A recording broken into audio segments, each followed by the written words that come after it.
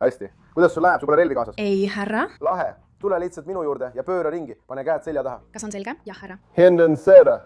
See, mis algas perekondliku tüülina, kasvas üle palgamõrva vandenõuks.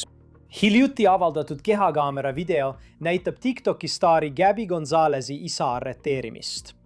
Prokuröride sõnul töötas ta koos oma tütrega selle nimel, et palgata palgamõrvar tapma tema lapse isa. Me oleme koos lapse vanemad. Mina hoolitsen arsti vastuvõttude, hambaarstikülastuste ja teraapikohtumiste eest. Gabby Gonzalez rääkis oma sadadele tuhandetele sotsiaalmeedia jälgijatele, et ta kasvatab koos last oma poistebändis laulnud endisega, kuid väidetavalt tahtis ta teda surnuna näha.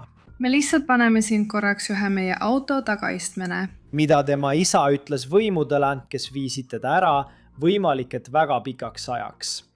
Me uurime seda juhtumit, mille esitab Law and Crime. Mina olen Chris Stewart.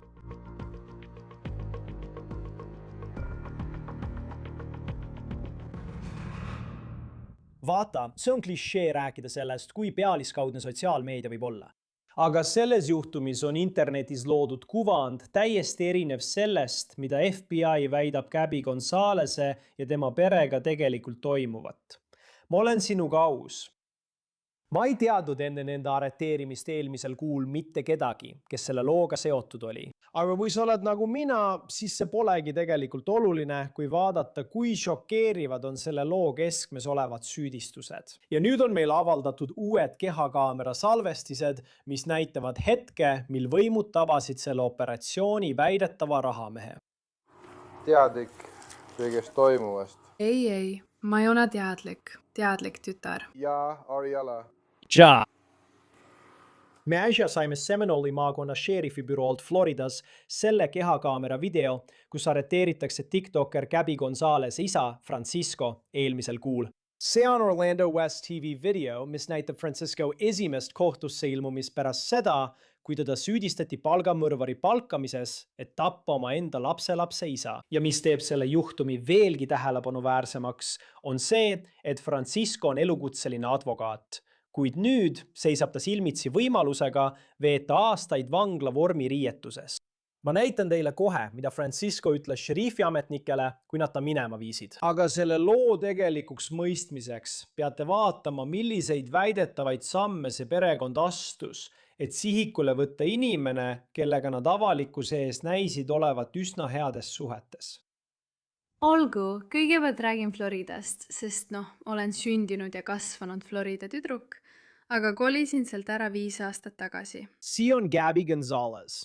Tal on TikTokis üle 400 000 jälgija ja Instagramis veel 400 000 jälgijat. Ja ta on kogunud selle jälgijaskonna internetis tänu sellele, et on oma publikuga üdini aus. Ma mõtlen, kuulake seda, mille ta Instagrami postitas. Aga voolamine on aidanud mul oma kehaga paremini kontakti saada, vähemalt minu pool.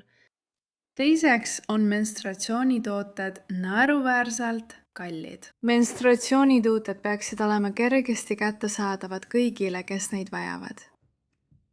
Nad ei ole ilmselgelt ja hinnad aina tõusevad. Ja lisaks sellele pannakse peaaegu igasse menstratsioonitootesse kemikaale, isegi mahetoodetesse. Ma olen jõudnud oma elus sellesse punkti, kus ma eelistan selles enam mitte osaleda. Gabby oli samuti väga avameelne oma tütre suhtes, kelle ta sai koos laulja Jack Averyga. Ma sain üksikemaks teismelisena, ma ütleksin, et 17-aastaselt, sest ma pidin põhimõtteliselt ise kõige eest hoolitsema. Pärast seda, kui olin olnud üksikema 2,5 aastat, tormasin suhtesse, sest ma tõesti lootsin saada seda füüsilist ja emotsionaalset tuge, mida enamik üksikvanemaid väga vajab ja igatseb. Lisaks tahtsin ma lihtsalt väga olla õnnelikus, terves ja turvalises suhtes. Kui oli selge, et see suhe ei hakka pikaajaliselt toimima, kartsin ma lahkuda, sest ma kartsin jälle üksi jääda. Ja pärast seda, kui olin selles suhtes 2,5 aastat, olen ma nüüd jälle üksi. Nii et veel üks aususe hetk siin. Peale Backstreet Boys ja NSYNC'i ei tea ma poiste bändidest eriti midagi. Eriti nendest, kes praegu populaarsed on. Aga Jack Avery oli poiste bändi nimega Why Don't We liige. Nad lõpetasid esinemise 2025 aastal, kuna neil olid mõned juriidilised probleemid endise managemendiga, aga nad olid väga populaarsed. Eriti Jack ise on väga populaarne. Tal on Instagramis peaaegu 1,5 miljonit jälgijat. See on pilt, mille ta postitas 2025 aasta märtsis. Ja pildil on ta koos väikese tüdrukuga ning pealkirjaks on Minu kuninganna. Alates 2020 aastast on Jack ja Jebi olnud hooldusõiguse vaidluses oma nüüdseks 7-aastase tütre pärast. Ja olenemata asjaoludest või sellest, kui sõbralik lahutus või lahkuminek ka ei olnud, ei ole hooldusõiguse vaidlused kunagi lihtsad.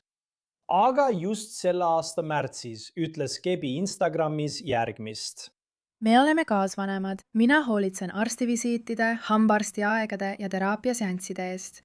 Sa näed seda videot ja pead endamisi mõtlema, et asjad paistavad hästi minevat.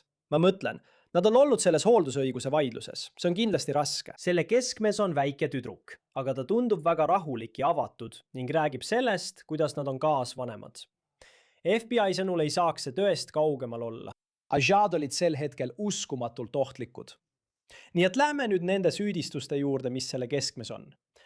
Ja et sellest aru saada, läheme tagasi aastasse 2021. Just siis hakkas FBI uurima Gonzaleside perekonda ja veel mõnda inimest. Väidetavalt selle eest, et nad üritasid palgata palgamõrtsukat Jack Avery tapmiseks. Ja agentide sõnul hõlmab see ka Gabi Gonzalest.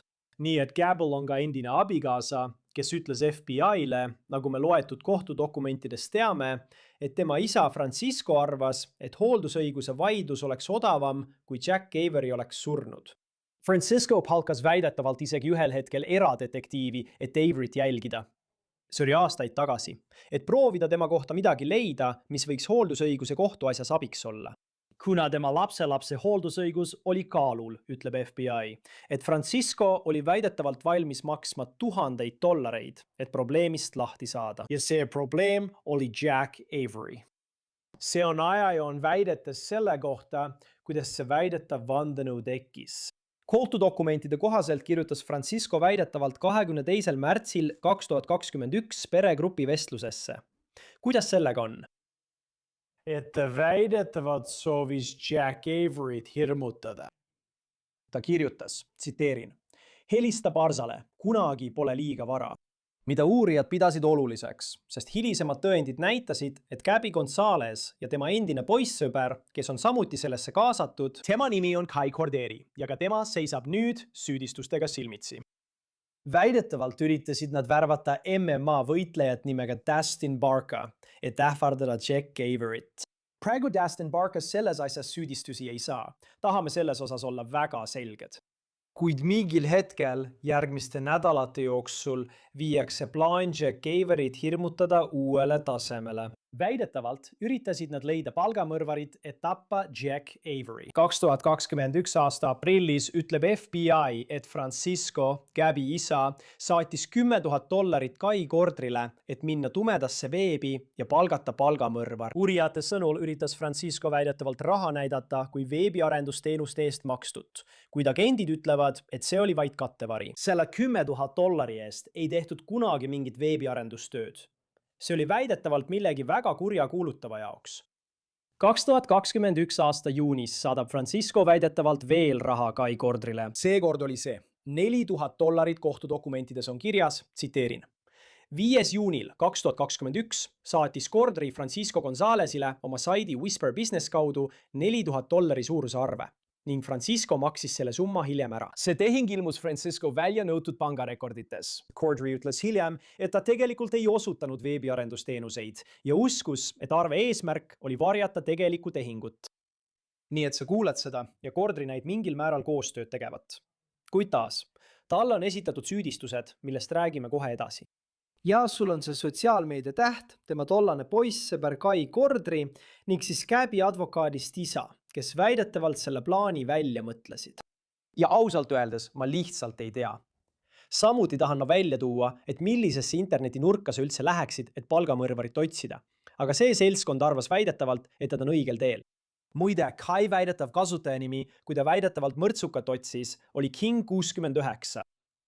Nii et ilmselt arvas ta, et on leidnud kellegi, kes on palgamõrvar. kellegi, keda nad saavad palgata Jack Avery tapmiseks. Aga tegelikult ei olnud inimene, kellega ta suhtles üldse palgamõrvar. Nad rääkisid FBI-ga. Agentaidel oli juurdepääs kõigele, mida Kai selle inimesega suhtles, keda ta arvas olevat palgamõrvar internetis. Ja uurijatel pole mitte ainult neid väidetavaid sõnumeid, vaid Francisco pidas väidetavalt ka telefonikõne inimesega, keda ta arvas olevat FBI agent. Nad ütlevad, et ta kasutas mõningaid koodisõnu, kuid ta ei rääkinud palgamõrvariga. Ta rääkis FBI liikmega. Tere, kallid vaatajad! Tere tulemast minu kursusele teemal, kuidas aru saada, kas mees on hea inimene. Tõenäoliselt ta ei ole. Nii et näete, kuidas Francisco on selles juhtumis süüdistatud. Näete ka, kuidas Kai Kordri, Gabby Gonzalez endine poissõber, seisab selles juhtumis süüdistustega silmitsi. Aga kuidas Gabby ise sellesse puutub? Väidetavalt pidas ta Kaiga vestlusi selle plaani kohta ja arutas, kuidas see võiks valesti minna. Ja FBI väidab, et neil on need vestlused salvestatud. FBI ütleb ka, et neil on veel üks tunnistaja, kes väidab, et Gabby ütles, et ta tahab Jacki surnuna näha. Ja et ta olevat rääkinud plaanist kasutada Bitcoini Jacki tapmise eest maksmiseks. Ning ta olevat ka öelnud, et tahab, et Jacki surm näeks välja nagu autoõnnetus. Hea uudis on see, et plaan Jacki tapa nurjus. Ja umbes 4 aastat hiljem, pärast seda, kui FBI sõnul rääkis Francisco sellest, et maksab $1000 laudja tapmise eest, astusid šerifi asetäitjad vahele ja võtsid Francisco vahi alla Seminole maakonnas Floridas, Orlandost väljaspool. Ja see on selle operatsiooni kehakaamera video. Kas sina võtate kinni või mina? Jaa. Tere! Kuidas sul läheb? Hea. Kas sul pole relvi kasus? Ei. Härra. Hästi. Tule lihtsalt minu juurde ja pööra ringi. Pane käed selja taha, eks? Jaa, härra. Tänan.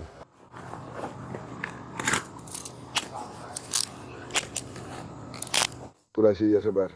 Jaa, härra. Kuidas teil läheb ära? Seiske siin varjus, eks? Ma vaatan teid kiiresti läbi, ega teil relvi ei ole, eks? Jah. Teil pole midagi kasus? Ei, härra. Midagi, mis võiks torgata või midagi sellist. Oled see kõigest toimuvast teadlik? Ei, ma ei ole. Ma tean, et mu tütar, jah. Gabriella. Jah.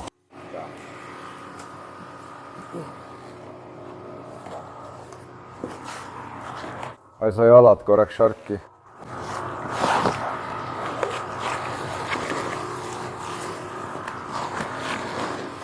Lame.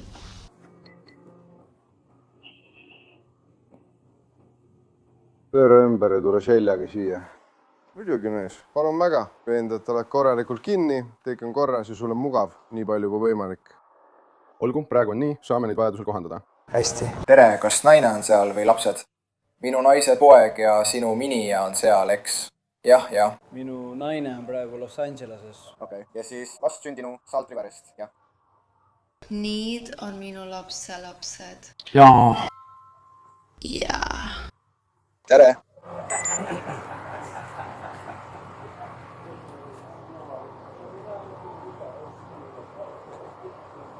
Me selvitame sulle kõik kohe ära, eks? Muidugi.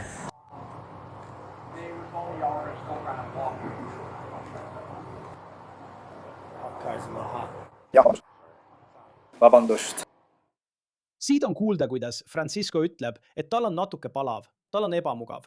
Aga on näha, et ta on väga viisakas, kui politseinikud ta vahi alla võtavad. Ta tundub rahulik, ta näib mõistev, kuid ütleb ka, et ei tea, miks teda arreteeritakse.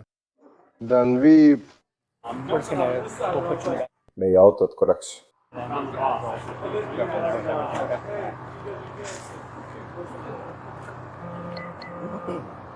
Hindan teie koostööd. Jaa.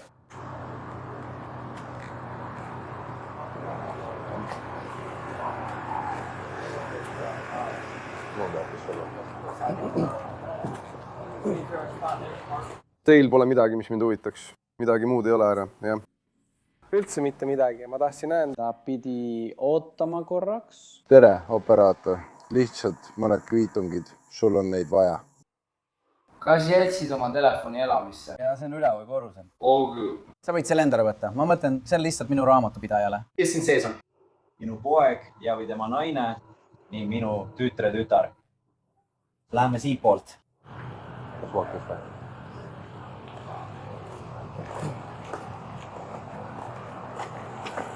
Ta pole mõnda aega tunnusmärkidega politseiautot juhtinud. Kas ma lähen siit aga teisele poole? Ma peaksin kõigepealt sinna sisse vaatama. See on korras. Ei, seal pole midagi. Teeme aknaga lahti, et sa teaksid, see taga läheb üsna palavaks. Siin läheb natuke ebamuvavaks. John, jah, ma tean, vabandust, vend. Tere, aga seal... Jah, siin on nagu väike pragu, kuhu saad oma randa panna. Jah, saad küll. Jah, just nii. Praegu küll, jah, vabandan selle pärast. Francisco pandi politseiautosse ja mõni minut hiljem tuli üks šerifi asetäitja tema juurde. Tere ära. Jaa, nad räägivad praegu teie pojaga. Ma tean, et teie mobiiltelefon on teie kodus. Nad paluvad teil anda nõusolek, et sinna sisse minna ja mobiiltelefon kaasa võtta. Kui te ei nõustu, siis me taotleme korterile läbiotsimisluba ja läheme sinna sisse ning võtame selle niimoodi ära, mis tähendab, et teie poeg, tema tütar ja kõik teised peavad jumal teab kui kaua väljas olema. Nii et see on teie otsustada. Kui annate meile nõusoleku minna sinna ainult selleks, et teie mobiiltelefon ära tuua, siis me teeme seda. Kui ei, siis taotleme läbiotsimisluba, et sinna sisse minna. See sobib. See kuna algatus. Sul ei ole vaja... Nii et meil on teie nõusolek, et teie poeg annaks meile teie mobiiltelefoni. Jah. Kuidas teie mobiiltelefon välja näeb? See on must, sellel on must ümbris ja see on iPhone. Okei, ja milline ekraanisäästja välja näeb? Nagu sinu lukustuskuva. Jah, ma arvan, et see on lihtsalt tavaline nagu kell või midagi sellist. Okei. Pole fotot probleem. Ma kutsun poja siia. Sa oled andnud meile loa telefoni võtta, eks? Jah, härra. Ma kutsun su poja siia. Ma ei usu, et ta mind usub, kui ma ise lähen ja seda ütlen, nii et ma lasen tan siia tulla. Kui see sobib, siis laseme tal selle telefoni ära tuua ja see saab siit kiiremini minema, kui muidu oleks saanud. Olgu. Šerifi asetäitjad räägivad ka Gabi vennaga, Francisco pojaga, kes näib üldse mitte teadvat, milles asi on.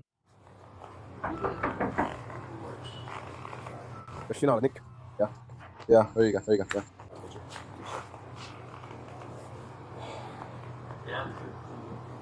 Tere, härra, kas sa saad siia tulla? Mul on su isa jaoks mõned asjad. Olgu. Ryan Andrews. Jah, vabandust. Ja siis, kuidas seda nimetatakse? Mis Jackson siis ma helistasin?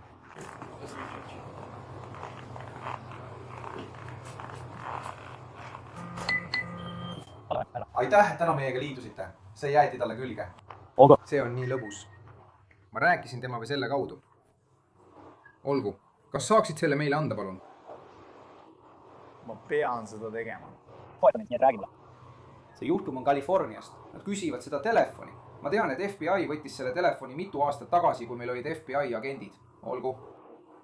Nad paluvad meil teha koostööd selle telefoni kättesaamiseks, selle asemel, et kirjutada elukoha kohta läbiotsimisluba telefoni võtmiseks. Läbiotsimisloa asemel ehk läbiotsimisluba ei ole. Ei, hetkel ei ole teie elukoha kohta läbiotsimisluba. Okei, nii et neil on juba tema telefoni jaoks läbiotsimisluba, kas sa seda mõtled? Nad koostasid tema telefoni jaoks läbiotsimisluba. Okei. Nad küsivad, kas sul on luba, siis ma saan selle anda. Okei. Ta tahab sinna minna ja selle sinu eest üles otsida. Nii et võib-olla pole see arreteerimine täiesti üllatav, sest kui sa kuulad, siis kuuled, kuidas asetäitja ütleb, et Francisco telefon võeti FBI poolt juba aastaid tagasi. Ja sa mõtled taas sellele uurimisele tagasi. See algas umbes 2021 aastal. Nüüd, sel hetkel tuuakse Francisco poeg oma isa juurde, kes on politseiautos. Ainus asi, mida sa oled. Et lihtsalt sinna minna. Kas sul oleks midagi selle vastu, kui ma läheksin selle järele ja tooksin selle sulle koju? Ma jätkan samas tempos. Me ei taha, et sa läheksid selle järele ja hakkaksid asju kustutama. See on ainus asi, mida me ei taha. Olgu. Kas sa tahad selle ratta juurde seista, et saaksid teda näha?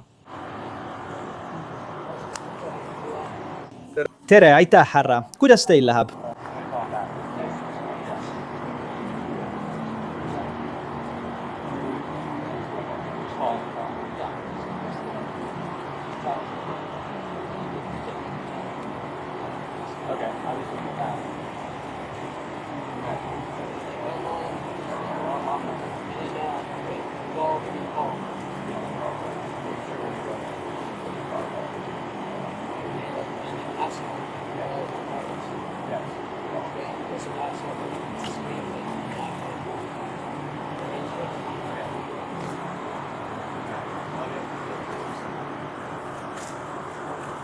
kes tuleb minuga üles.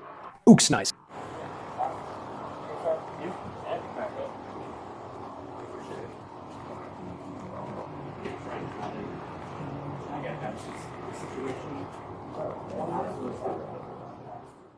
Siis läheb poeg tagasi majja ja see on kogu kehakaamera video, mis meil praegu on.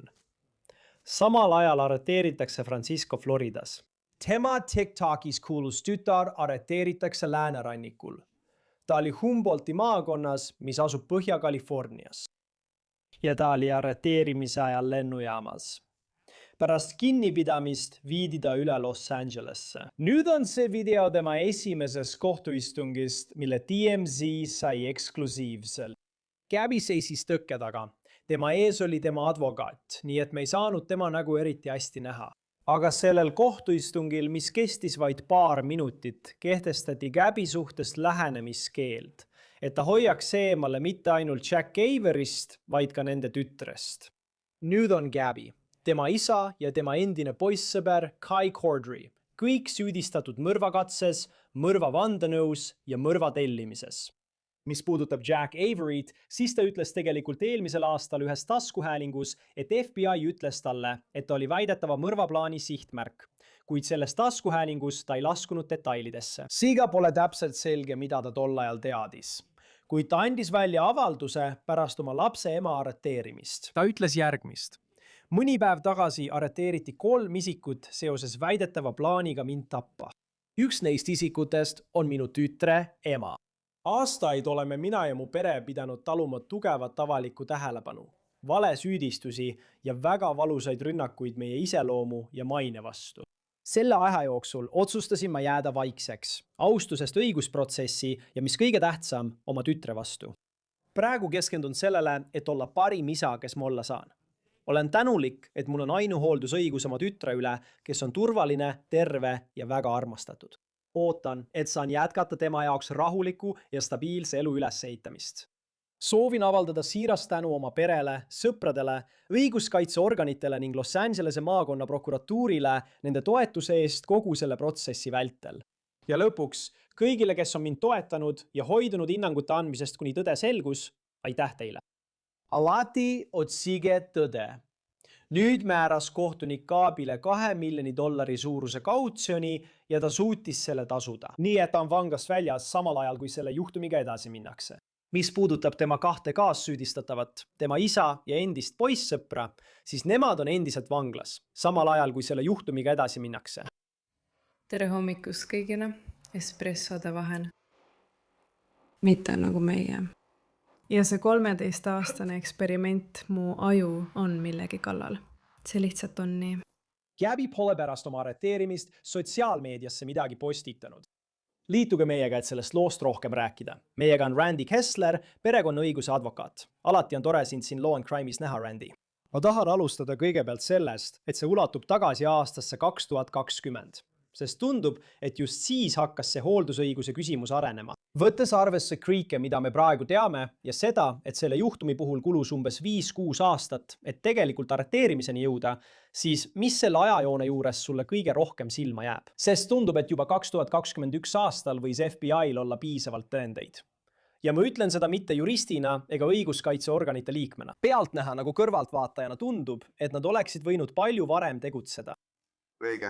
Ja see ongi see, et kui ütled, et neil võis olla piisavalt, siis tuleb arvestada, et tegemist on kriminaalasjaga. Sa pead seda tõestama väljaspool mõistlikku kahtlust. Üks mu lemmikütlusi, Chris, on 9 korda mõõda, 1 kord lõika. Ja sa ei taha sellist juhtumit kaotada. Ja tead, tegelikult polegi erilist kiiret, kuni nad keskenduvad ainult valele tapjale, eks. Kui neil on see palgatud mees, kes on tegelikult informaator, siis nad ei muretse ohvri kaitsmise pärast.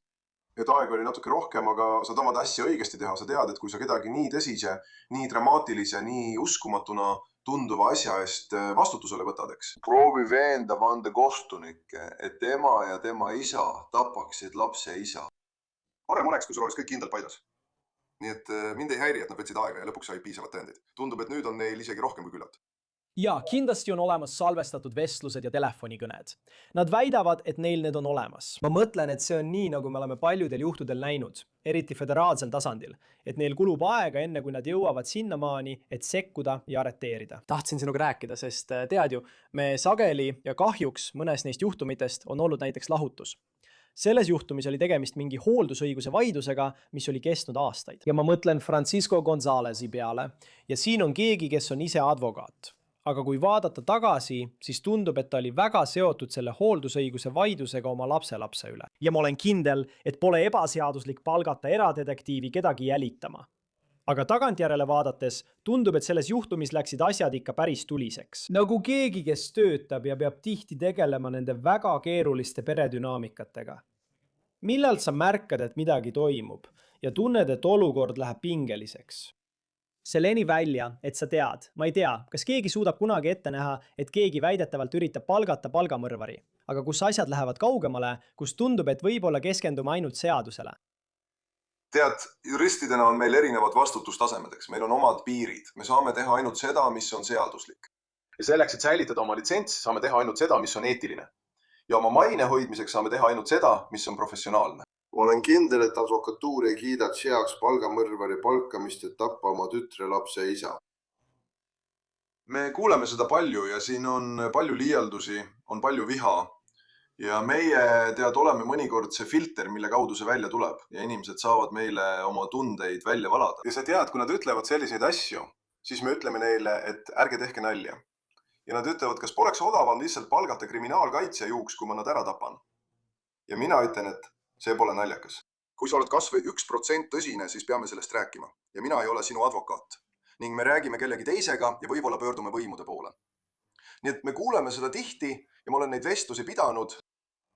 Aga kuidas ma hindan seda? Ma ei ole psühholoog. Kuidas ma hindan, kui keegi on tõesti nii endast väljas? Ja see ei kõla nagu olukord, kus see oleks nii olnud. See ei ole selline juhtum, kus ema oli tõesti hea ema, aga isa kuidagi pettis kohute süsteemi ning sai loa lapsega teise riiki kolida. Nii et ema ei näe enam kunagi oma last ja on vihane. Sellised asjad panevad inimesi tegema drastilisi asju. See oli selline juhtum, kus kui sa vaatad tema videoid ja sotsiaalmeediat, siis on näha, et tal on kana kitkuda. Ja ta ilmselgelt arvab meestest väga halvasti. Võib-olla see kõik kombineerubki, aga ma ei näe, et see oleks minu töö, Kris, öelda, et see inimene tõenäoliselt tapab oma abikaasa või lapse isa, aga see teine mitte. Kui see on mulle ilmselge, siis jah, on olemas kohtupraktika, mis ütleb, et ma pean midagi ette võtma. Privileeg on murtud. Kui ma tean, et ta plaanib lapse isa mõrvata, siis ma võin ja ma lähen ka võimude poole.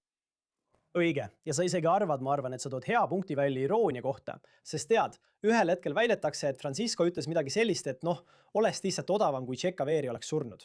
Ja tead, see on midagi, kus ma olen kindel, et inimesed, kes läbivad nii emotsionaalset asja nagu lapse hooldusõiguse vaidlus, teevad selliseid kommentaare. Aga siis tekib küsimus, millal jõuab asi sinnani, kus me enam tegelikult ei tee nalja? Ja ilmselt FBI andmetel just sellega me tegelesimegi. Ja üks asi, mille ma olen üles toonud, sest me oleme varem käsitlenud juhtumeid, mis puudutavad palgamõrvareid ja tellimusmõrva. Muidugi filmides leidub selliseid inimesi, kellele saab maksta raha ja nad lahendavad selle sinu eest. Ja siis nad lihtsalt kaovad pimedusse tagasi ja sa ei saa kunagi teada, kes need inimesed on. Ja tundub, et just sellise inimesega arvasid Gabby Gonzalez ja tema perekond end tegelevat. Kuigi tegelikult oli tegemist FBI agendiga. Ja me oleme näinud nii palju selliseid juhtumeid, kus õiguskaitseorganite liige esitleb end just kui mingisuguse kolli või palgamõrvarina. Mida arvad sellest, kuidas see uurimine alguse sai ja mida see juhtumi edasise käigu jaoks tähendab? Just nii suutiski FBI nii palju tõendeid koguda. Ma arvan, et see on palju lihtsam juhtum.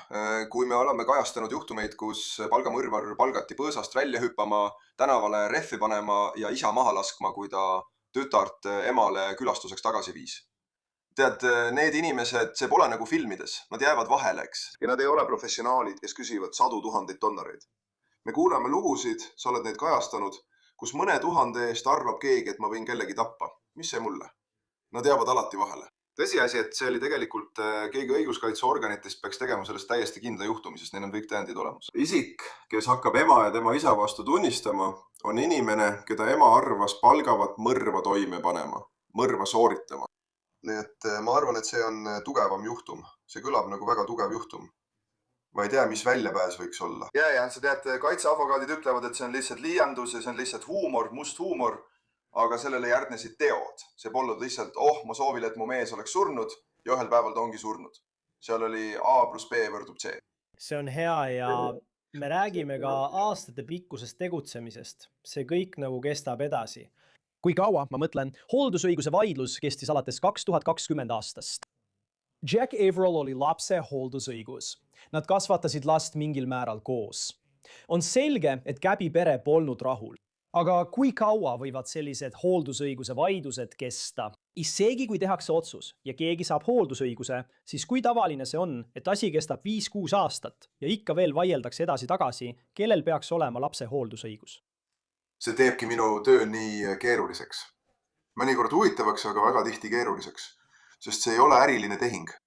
Ja kui mängu tulevad vanavanemad, kes tahavad mitte ainult oma last kaitsta, sest nende arvates pole nende laps midagi valesti teinud, vaid tahavad ka kindlustada, et neil oleks suhe oma lapselapsega. Ja tead, me näeme seda Adelsoni juhtumis, kus vanavanemad olid nii kaasatud, et aitasid mõrva korraldada. Selles juhtumis mõrv tegelikult toimuseks. Nii võivad juhtumid venida lõputult, kuni kõik saavad aru, et ma peaksin sellega leppima. Ja ma arvan, et hea advokaadi töö on öelda, tead, lakku oma haavu, vali parimad võimalused ja lõpeta asi ära. Ma rääkisin kellegagi eile õhtul kuni kella 10 seletades, et see läheb palju maksma, sa ei jõua eriti kaugemale. Sind ei õigustata. Kohtunik ei ütle, et sina oled ingel ja tema on kurat. Sa jõuad lõpuks mingisuguse lahenduseni. Proovige see ise lahendada, sest kui te lahendate selle ise, on teil parem tulemus kui siis, kui lasete kohtunikul, kes teid ei tunne seda teha. Aga jah, Chris, mõnikord on inimesed lihtsalt nii vihased ja nii enesekindlad, et nad ei näe teist poolt. Ja neil ei ole advokaate või neil ei ole häid advokaate, kes selgitaksid, et on olemas ka teine pool. Sa ei näe kohtuniku ees nii hea välja, kui see või teine fakt välja tuleb. Ja lapsed vajavad mõlemad vanemat. Iga kohtunik alustab mõttega, et mõlemad vanemad said selle lapse. Mõlemal vanemal on õigus olla lapsega koos. Nii et jah, kahjuks võivad need asjad venida. Ja ma ei tea, milline oli esindatuse pool Gabi poolt peale tema isa, kes töötab Florida osariigis isikukahjuõiguses. Aga kuidas sina sellega toime tuled? Mind huvitab see üldiselt rohkem, et kuidas sa hakkama saad, sest ma olen kindel, et sa puutud iga päev kokku inimestega, kes läbivad väga stressirohkeid olukordi. Kuidas sa toime tuled, kui sinu klient on, ütleme, nagu selles juhtumis Gabi Gonzales ja siis on sul isa, kes on väga kaasatud? Ta on ilmselgelt noor, aga kui advokaat, kes aitab perel sellest läbi minna, siis üldiselt, kuidas sa selliste inimtüüpidega toime tuled? Ja millal sa sekkud, kui sul on selline pealetükkiv lapsevanem, kes tuleb ja püüab olla rohkem kaasatud kui võib-olla klient ise? Kui palju sul aega on? Oota, ei. Ma mõtlen, me esindame advokaate ja me esindame, tead, advokaadid toovad oma lapsi. Mul on olnud, tead, hiljuti tõi üks advokaat oma tütre meie kontorisse konsultatsioonile. Ma veendun alati, et vaatan kliendile silma. Ja see võib ärritada isa või ema, kes toob lapse, tead, ja mõtlen, sina oled meie klient. Kui sa mingil hetkel otsustad, et tahad mulle midagi oma isa selja taga öelda, siis advokaadi ja kliendi vaheline konfidentsiaalsus kuulub sulle. Sina oled meie klient, mind ei huvita, kes selle eest maksab. Tead, ja see tähendab mõnikord, et meid ei palgata, sest isa võib olla see, kellel on raha. See on raske, eriti kui isa on advokaat. Aga teiselt poolt mõnikord on see tõesti hea, sest need, kes on vanemad, targemad ja kauem elanud, võivad olla mõistuse hääleks. Ja võivad öelda, okei, ma saan aru, mida Kressler ütleb. Ta on selgitanud, et kuigi tead, isa on neid asju teinud, siis seni, kuni ta elab oma vanematega, ei ole ta ohtlik. Või kui te pole teda tabanud joomas ja roolis, siis kohus ei hakka ennetavalt takistama tal lastega sõitmist.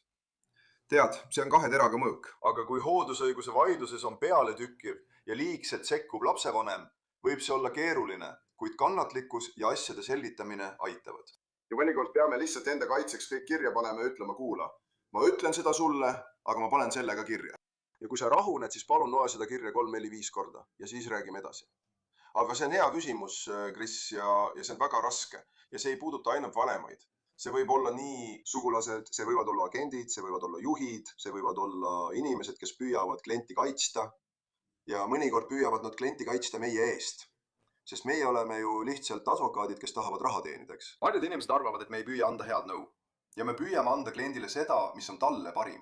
Mitte seda, mis on parim vanaemale, vanaisale, onule või vennale. See on see, mis on parim sulle ja su lapsele.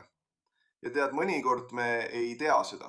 Me püüame selle välja selgitada. See on raske keskkond, aga ma ei kurda. Mulle meeldib see, mida ma teen. Ja ma arvan, et kui me teeme seda piisavalt kaua ja põhjalikult ning mõtleme selle üle ja jälle 9 korda mõõda, 1 kord lõika, siis teeme paremat tööd kui keegi, kes tormab kohtusse, viskab kõik seinale ja ütleb, kohtunik, ta on idioot. Tead, mida ma inimestele ütlen, Chris? Ma ütlen, et need, kes võidavad hooldusõiguse või saavad hooldusõiguse, asjades paremaid tulemusi, on need, kes ütlevad teise poole kohta paremaid asju. Need, kes näitavad kohtule, et nad on valmis teise poolega koostööd tegema. Ükskõik kui halvad nad ka poleks, sest see on lapse isa või ema. Ja see paistab tõsi olevat. Kui tõenäoline on see, et Gabby, kui ta mõistetakse süüdi talle esitatud süüdistustes ja ta saab üsna tõsise vanglakaristuse, nagu ma eeldan, kui ta mõistetakse süüdi selles, milles teda siin süüdistatakse. Kui tõenäoline on, et ta näeb oma last, kui lapse isa, Jack Avery ütleb, et ta ei taha seda last enne, kui ta saab 18-aastaseks. Ja loomulikult pärast seda, kui nad on saanud 18-aastaseks, võivad nad teha ükskõik millise otsuse. Aga oletame, et ta ei taha, et tütar läheks ema vanglasse vaatama. Ma mõtlen, kui tõenäoline on, et tal oleks mingi argument, et ta saaks ikkagi last näha, kui ta tegelikult mõistetakse mingiks ajaks vangi. See on keeruline küsimus. Ja sellised juhtumeid on. Aastaid tagasi oli Kentuckys juhtum, kus vägistaja isa, kuna ta vägistas ema, sai ikkagi õiguse last külastada, sest lapsel on õigus isa näha. Iga juhtum on ainulaadne. Sa peaksid kohtuniku veenma, et kõik mured saavad lahendatud. Kohal oleksid jälgijad, järelevalvajad, kes tagaksid, et midagi sobimatut ei juhtuks. Ning inimesed, kellel oleks õigus kohtumine lõpetada. See oleks ilmselt üsna raske, aga jällegi see sõltub kohtunikust. Ja kohtunikud on olulised, inimesed ei mõtle sellele. Aga tead, tegelikult on küsimus selles, mida teeb selle juhtumi kohtunik sellises olukorras? Kuidas see kohtunik sellesse suhtub? Kas on olulisem, et laps teaks, kes on tema vanem, isegi kui vanem tegi midagi nii kohutavat, või on olulisem, et laps ei puutuks sellega kokku? See on keeruline küsimus, aga pole ühtegi reeglit, mis ütleks, et kuna ta on kuriteos süüdi mõistetud, kaotab ta automaatselt kõik õigused hooldusõigusele ja vanemlikule ajale. Ja pole ka reeglit, mis ütleks, et hoolimata sellest, mida ta tegi, on tal kindlasti õigus vanemlikule ajale. Iga juhtumit vaadatakse eraldi. Kui rääkida kohtunikest, siis tal lubati kautsjon vastu võtta. Gabby tegi seda. Talle määrati $2 miljoni suurune kautsjon. Tema isa ja endine poissõber, kes samuti süüdistatavad on endiselt vanglas. Justkui see kautsjoni küsimus. Mulle tundub, et see erineb osariigiti ja kindlasti ka kohtunikuti. Just nendes juhtumites, kus keegi on süüdistatud üsna vägivaldses kuriteos, nagu tema, saavad nad siiski kautsjoni vastu võtta. Kui tõenäoline on, et kohtunik teab, kas on üldse võimalik, et keegi suudab selle summa kautsjoni eest maksta, kui ta selle kohtus välja ütleb? Tead, nad ei tea seda kindlasti. See ongi osa probleemist, eks. Miks saab vaene inimene madalama kautsjoni kui rikas? Ja mõte on selles, et sa tahad motiveerida neid kohtusse tagasi tulema. Kui kellelgi on $100 miljonit ja sa ütled, et kautsjon on $500, siis ta võib selle $500 maksta ja minna riiki, mis ei luba väljaandmist. Nii et sa pead selle nii suureks tegema, et kui see ületab nende netoväärtuse, siis nad tõenäoliselt tulevad kohtusse tagasi. Tead, kautsjon on huvitav teema, sest raha võrreldes võimaliku eluaegse vanglakaristustega. Ja kui sa laenad selle raha oma vanematelt, siis kas hoolid rohkem raha tagasimaksmisest vanematele või oma enda vabadusest? See on raske otsus, kui oled kohtunik ja määrad kautsjoni.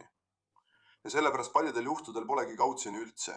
Aga jällegi, me oleme süütud, kuni süü on tõestatud. Nii et kui ta suudab kautsjoni maksta, on tal selleks õigus ja loodetavasti tahab ta tagasi tulla ning oma süütust tõestada. Jah, kohtunikud ei tea. See on kunst, mitte teadus. Ei ole olemas mingit matemaatilist valemit, mis ütleks, et kui kellegi vara on $2 miljonit, siis kautsjon peab olema veerand tema varast või netoväärtusest või midagi sellist. See on lihtsalt kohtuniku analüüs, mis tagab kõige tõenäolisemalt, et nad tulevad kohtuprotsessile tagasi. Jah, kautsjoni puhul on see alati paljudes sellistes juhtumites arutluse all. Loomulikult sõltub see osariigist, sõltub kohtunikust. Näeme, mis siin saab. Väga muret tekitavad süüdistused. Olenemata sellest, kas tegemist on kuulsate tiktokeritega või lihtsalt suvalise inimesega. Väga muret tekitav on see, milles seda perekonda süüdistatakse. Randy Kessler, perekonnaõiguse advokaat.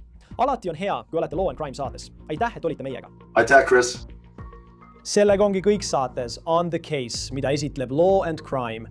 Tellige meid YouTube'is ja Spotify's. Samuti oleme nüüd voogedastamas ka Peacockis. Mina olen Chris Stewart. Kohtume järgmine kord.